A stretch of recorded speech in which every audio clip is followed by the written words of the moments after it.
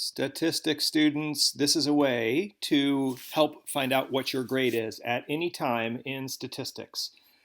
Here's where we start. Go to the University Prep statistics course for in Schoology, and then under the information and reference folder, there's a syllabus. You want to click grade sheet.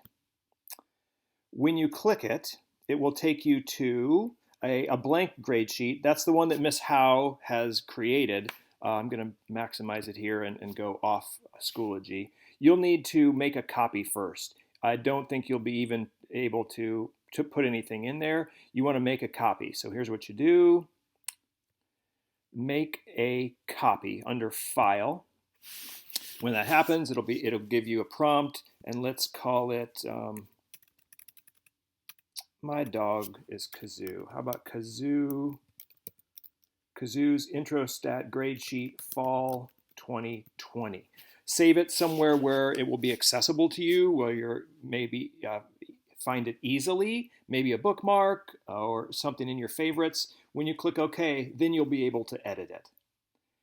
And here's how it goes. Our tests are unless something strange happens, they're always going to be 100 points, and our CAs are 40 points. And right now, where we are in early October, we've had the functions test and the function CA. So the test was 100. I'm going to put that into points possible, and let's pretend like I got a 91 on it. After that, that's 91 on 100. It computes your percentage your percentage on that assessment, and then the cumulative percentage down here at 91, it takes all the points that have been possible so far and creates a running total of what you've done.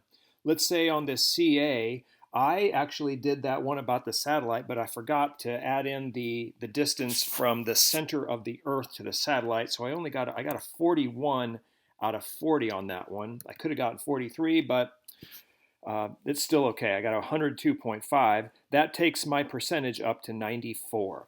Each time we go through in statistics, there's going to be a test and a CA, a test and a CA for our 5 units. There will probably be, most likely, a homework participation, responsibilities, and activities score at the end. And then your teacher will let you know how much the final exam will be worth, because we aren't quite sure yet how it's all going to shake out in this bananas 2020 world.